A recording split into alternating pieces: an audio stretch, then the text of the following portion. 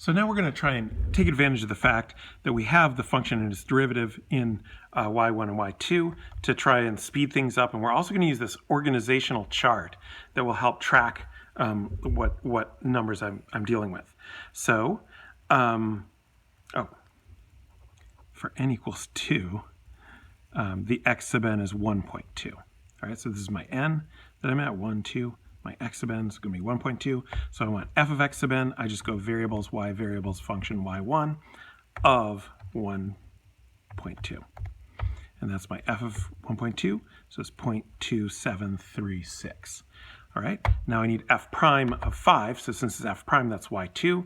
So variables, y variables, function y2 of 1.2. Don't forget the parentheses. If you leave off the closing parentheses, you're fine. If you leave off the opening one, it gives you strange values. So 7.912.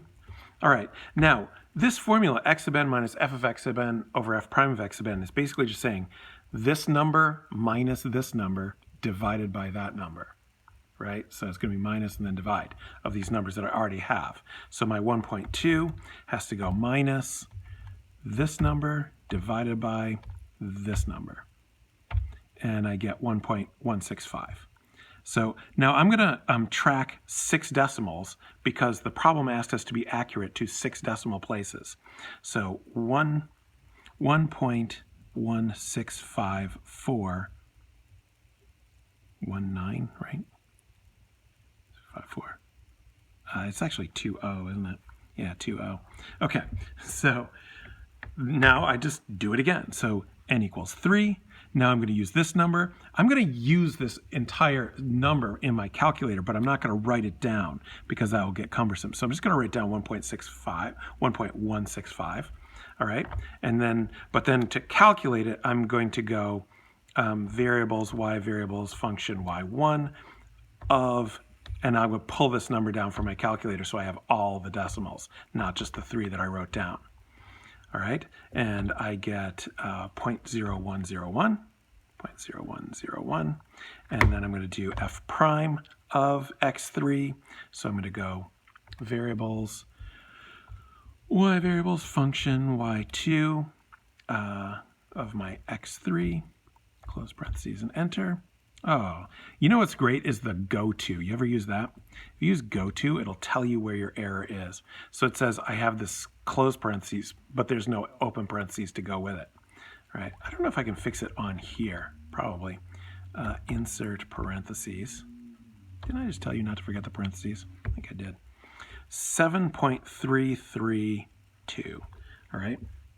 And then, so remember this formula is saying this number minus this number divided by that number.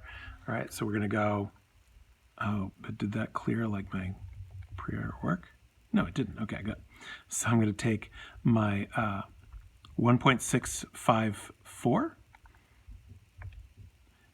minus my 0.0101. This is made harder by the fact that I had that error in there. And then divided by my 7.332 number. So that is, it's just like it keeps rubbing it in my face that I have an error. Okay, there we go. So that number. And then I hit enter, and I get 1.164. So you can probably notice some patterns happening already, which is that the number is not changing as much as it did the first time because the f of x sub n is getting smaller. You can think about why that is and how that affects the sequence. So now for step 4, I'm going to do 1.164. So I'm going to do vars, y vars, y1 of the 1.164 button, but I'm not going to forget the parentheses this time, the 1.164 number. And that gives me 1.558 times 10 to the negative 5th. Let's put 1.556 times 10 to the negative 5th. And then my, I'm going to do vars, we need the derivative, so vars y2 of our x4, which is the 1.164 number. And we get 7.309, so 7.309. And then for our final number, our x sub n plus 4, this number minus this number divided by that number. So the 1.164 number minus the 1.55 number divided by the 7.309 number. So notice I'm not typing any of those numbers in my calculator, both for the sake of efficiency and accuracy. 035. Okay. Things you can see happening already. All right. Why does the f of x sub n keep getting smaller? Well, because we're looking for the x-intercept. So as we get closer and closer to the x-intercept, the y value is getting closer and closer to 0. That shows that our method is working. Then, if you think about how this is arranged, to get the next number, you take the number you started with, so this number here, and you subtract something to change it a little bit. So you could change the x sub n a little bit to get your x sub n plus 1. What do you change it by? F of x sub n divided by f prime of x sub n. But what's happening to f of x sub n? It's getting smaller. And what's happening to the f prime? It's not changing as much because as you're getting closer, you're taking smaller and smaller steps, right? These numbers are closer and closer together. Therefore, their f primes are closer and closer together. All right, so that means that this correction term from x sub n to x sub n plus 1 is getting smaller every time. These numbers keep getting closer and closer together. The first one only matches the ones place. The second iteration, I match to the hundredths place. And the next iteration, I'm matching to the 100,000ths place. Right? So we can see these digits start to stabilize as we go. That's also how we're going to know when we're done. All right, so 5, keeping in mind we want 6 decimal places of accuracy. So for n equals 5, we are going to take the 1.164035. We're going to do y1 of that. So variables, y variables, function y1, parentheses, the last number I had, close parentheses, and that gives me negative. You can see how small this is getting. Oh, I need to copy this over, 1.164. So by the way, notice how these two numbers look the same, but I know that they're not the same. Right? One's 037, the other's 035, but I didn't write all those decimals. That's why it's really important to work from your calculator numbers, not the things you write down. All right, so this is negative 2.118 times 10 to the negative 9th. Look, it's a negative number. It means we overshot the x-intercept a little bit, and it's going to bring us back. I mean, that's interesting to think about, but we don't have time to think about everything. Variables, y2. What are you doing? Parametric, what are you talking about? Get me out of here. Jane, get me off this crazy thing.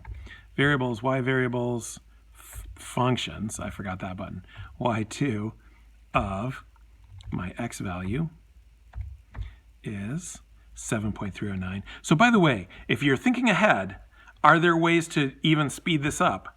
Yes, there are. All right, so you might try to figure some of them out yourself already.